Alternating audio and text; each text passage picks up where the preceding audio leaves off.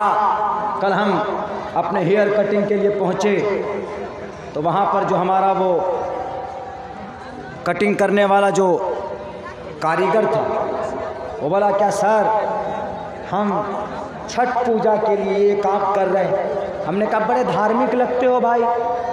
बोला कि हाँ सर, छठ पूजा है, उससे पहले दीपावली थी, इसमें हमने इतना पैसा खर्चा किया, इस पे इतना पैसा खर्चा किया। हमने कहा एक बात बता दो, तुमको हनुमान चालीसा याद है? बोला सर हनुमान चालीसा तो बच्चे बच्चे को याद। हमने कहा बच्चा छोड़ो, तुम बता दो हनुमान चालीसा याद। बोला हनुमान चालीसा याद नहीं, लेकिन बहुत पावरफुल होता है। कभी भी कोई परेशानी आती है तो उस वक्त हम लोग हनुमान चालीसा पढ़ते हैं। हमने कहा क्यों, कहाँ सुना? बोला कि हमने सुना है लेकिन हमको याद नहीं है, सिर्फ जानते हैं, बताई गई है बात, लेकिन रियल जानकारी कहाँ से हासिल होगी वो नहीं जान। हमने कहा तुम्हारा हनुमान चालीसा है, जय हनुमान ज्ञान गुण सागर, जय कपीसते हुलों को उजाकर। हमने कहा यह है अंजन पुत्र पवन सुत नामा, अंजन पुत्र पवन सुत धामा, जय हनुमान ज्ञान गुण सागर, जय कपीसते हुलों को उजागर, पवन सो काज कठिन जग माही। हमने कहा यह है तुम्हारा हनुमान चालीसा। और वो हनुमान चालीसा ने कभी दिवाली नहीं मनाई, कभी छठ नहीं मनाया। उन्होंने श्री रामचंद्र जी से पूछकर अपने ईश्वर की ही भक्ति की। तो ये जानकारी छुपाई ना। अगर हमारे उलमा भी जानकारी छुपाएं, कुरान के सही मतलब सही तफसीर आपके सामने ना रखें, तो बताइए हमारा अकीदा कहाँ जाएगा? तो हम भी आवागमन के शिकार हो जाएंगे, हम भी बुत परस्ती में चले जाएंगे। हो रहे हैं बुत परस्त, हो रहे हैं हमारे मुस्लिम में भी कुछ तबका, कुछ लोग होते चले जाते हैं जनाब पूजा पवित्र करने के लिए, सर झुकाने के लिए, सजदा करने के लिए अपने अपने अकाबिर के पास, अपने अपने पीर मुर्शिद के पास चले जाते हैं। नमाज का पता नहीं लेकिन सजदा करते हैं झुक झुक कर। तो ये नेमत है उलमाए किराम का वजूद और हमारे मदरसे का इस्टेब्लिश हमारे और आपके लिए ये नेमत उज़्मा है। अपनी मजबूरी की वजह से हम इस कपड़े का इस्तेमाल कर रहे हैं। मैं खुद बहुत ज़्यादा मग़मूम हूँ कि मैं आप लोगों से क्या बात करूँ। मैं खुद बेचैन हूँ। मुझे मदारिस के उन्वान पर बात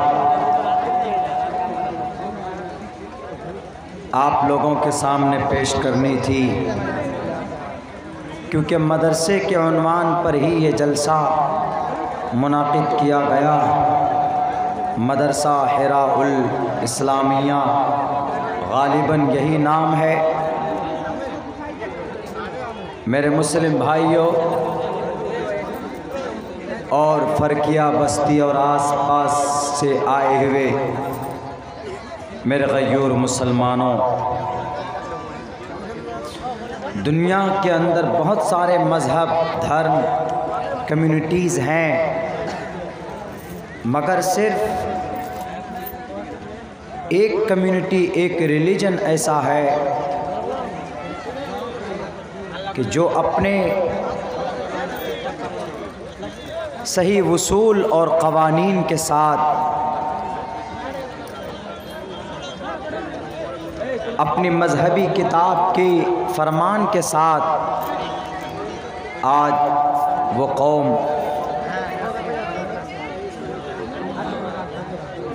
अपने रब के फरमान के मुताबिक वो कौम ज़िंदगी गुजार रही है। वो कौम मुसलमान और वो मज़हब इस्लाम है। बहुत सारे धर्म आए, मानने वाले, मनाने वाले, मगर वो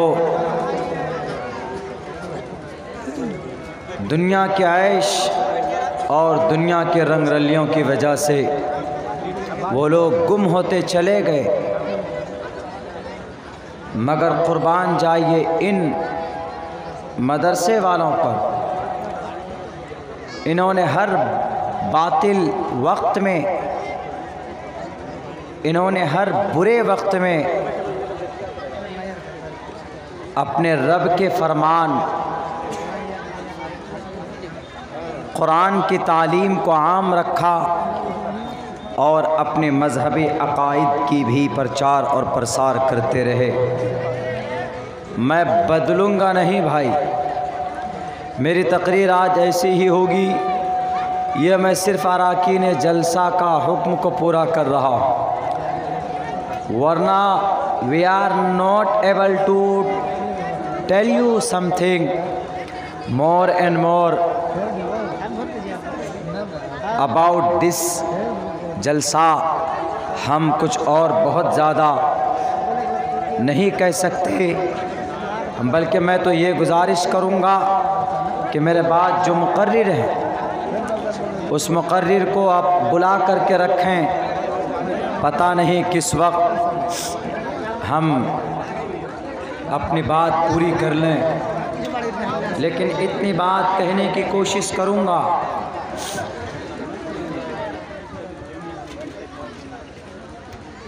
ये मदरसे हमारे बीच में है, हमें इन्हें गनीमत जानना चाहिए। नबी पाक अलैहिस्सलातु वस्सलाम के ज़माने से अस्हाबे सुफ़ा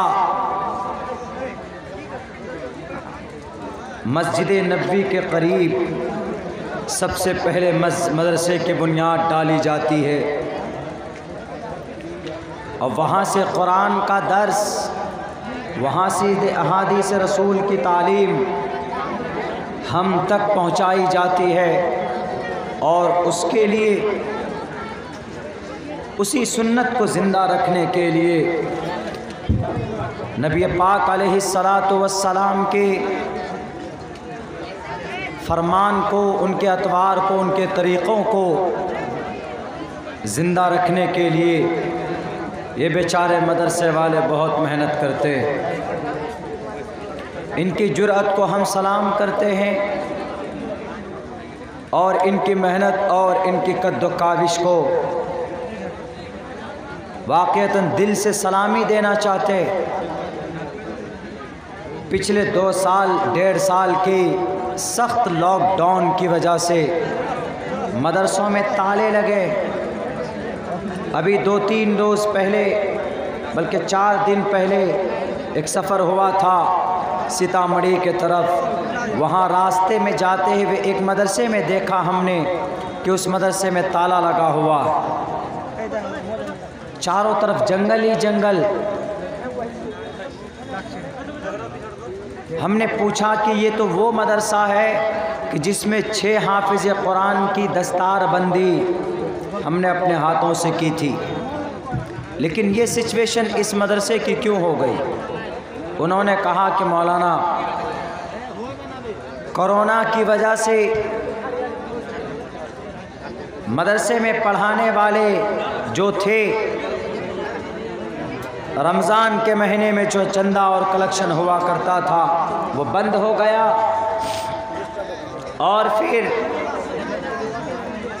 कोई असबाब नहीं रहा, आमदनी के सारे असबाब बंद हो गए, इसीलिए मदरसा बंद करना पड़ा। मदरसा चलाने वाले चले गए दिल्ली, पंजाब, महाराष्ट्र और मदरसे में ताले डाल दिए गए।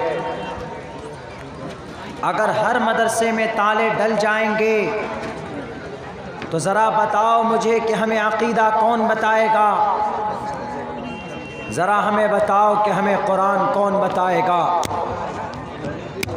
अगर हमारे मदरसों में कुरान की तालीम नहीं होगी, सुन्नत रसूलुल्लाह को कोई पढ़कर सुनाने वाला नहीं होगा, तो हमारा अक़ीदा फिर कैसा होगा? दकियानूसी अक़ीदा होगा। जैसे आज की तारीख़ में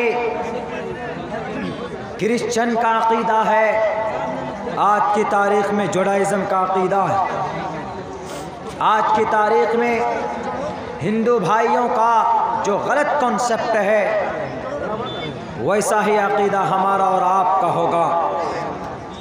अगर हमारे ये उलमा ना हो अगर हमारे मदरसे ना हो, मैं आपको लिख कर देता हूँ, पत्थर पर लिख कर देने के लिए तैयार। आप लिख लो, अगले 40-50 साल में अगर आपकी नई नस्ल गुमराह न हो जाए, आपकी नई नस्ल के अक़ीदों में तब्दीली ना जाए, तो आप मेरे गिरेबान पकड़ कर सवाल कर सकते हैं। यही गुनाह किया है यहूदियों ने, यही गुनाह किया था जोडाइज़म के पादरी और पोप ने, उनके उलमाए रहबानीयीन ने। उन्होंने सही अक़ाइद को, अपने ग्रंथ की सही बातों को छुपाना शुरू कर दिया, तो आज उनके अक़ीदे बदल गए और उनका जो कंसीडर, जो थॉट है उसके बारे में वो चेंज हो गया। गलत अक़ाइद पैदा हो गए, आवागमन का अक़ीदा आ जाता है। अगर हमारे उलमा मौजूद होंगे, वो कहेगा कि आवागमन इट हैज़ नो रियलिटी, इसकी कोई हकीकत नहीं, कोई सच्चाई नहीं। आवागमन, बार बार जन्म लेना, अगर हमारे उलमा होंगे तो वो कहेंगे आवागमन का कोई अक़ीदा नहीं होता। आदमी मरता है, डायरेक्ट अल्लाह के पास पहुंचता। ऐसा नहीं कि मरेगा, मरने के बाद उसका जन्म होगा अलग अलग शक्ल में। कुरान इसकी मखालफत करता, अहादीस रसूल इसकी मखालफत करता, इसकी कोई हकीकत नहीं है आवागमन का। तो कौन बताएगा हमें? हमारे उलमा किराम बताएंगे। मेरे भाइये, मैं माज़रत ख़्वाह हूँ, मैं नहीं बोल पा रहा हूँ, मेरी तबीयत मेरे साथ नहीं, वरना मैंने पूरी तैयारी की थी कि आज फरकिया के जलसे में मैं दिल खोल कर बोलूँगा। मैं मेरी मजबूरी के साथ आपके बीच में हूँ, लेकिन ऐसा नहीं है कि ये जलसा अपनी जवानी खो चुका है, ऐसा नहीं है। बल्कि और मुक़र्रिरीन हैं जो हमसे बेहतर बोलना जानते, जो हमसे बेहतर तरीक़े से आपको कुरान और हदीस समझा सकते हैं, वो आएंगे आपके बीच में। लेकिन मैं एक ऑर्डर को, एक वादे को पूरा करने के लिए आपके बीच आया हूँ। और मेरे ख़्याल से बहुत काम की ये बात है। जो लोग मदरसों को हक़ारत की निगाह से देखते हैं, अगर तुमने मदरसों को हक़ारत की निगाह से देखा तो आने वाली नस्ल को भूल जाओ कि वो दीनदार होगी तुम्हारी वो कौम। गुनाह यही किया था हिंदू भाइयों के, पुरुषों ने, हिंदू भाइयों के महाआत्माओं ने। उन्होंने अपने ग्रंथों की सही बातें बतानी छोड़ दी, गलत अक़ीदे आ गए। मांस खाने की बात आती है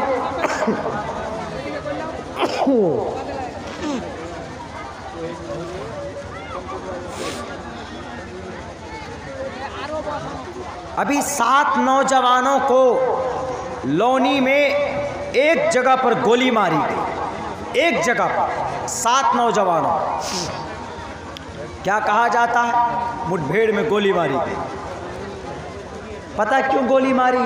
अफसोस होगा आपको सुनकर। वो गोली इसलिए मारी गई, वो 7 नौजवान गौ तस्कर थे, यानी गाय खरीदो फरोख्त करते थे। इस वजह से गोली उनको एक जगह पर मारी। 7 नौजवान, 7 को एक लाइन से गोली मारी एक जगह पर। गुनाह क्या था उनका? कि गाय खरीदो फरोख्त करते थे, कोई पाप नहीं कर सकते। लेकिन एजुकेशन, तालीम न होने की वजह से उनके दिल में एक बात बैठा दी गई। वो कौन सी बात बैठाई गई? कि गाय तुम्हारी अम्मी है, गाय माता है। ये बात बैठाई गई। क्या ये बात वेदों में है? कि यह बात शास्त्रों में है? क्या ये बात कुरान में है? क्लियरली, ईमानदारी के साथ, you are not able to prove the गौ is a mother of Hinduism. नहीं, बिल्कुल नहीं। गलत अकीदे आए, जो उलामा थे उनके, जो साधु संत थे हमारे हिंदू भाइयों के, उन्होंने इसको रिमूव नहीं किया, उन्होंने इसको क्लियर नहीं किया। मनुस्मृति उठाकर देखें आप, वहां पर साफ लफ्जों में लिखा हुआ है, प्रोच्चितम भक्सन माम साम वैष्णवमम, प्रोच्चितम भक्सम माम साम वैष्णवमम।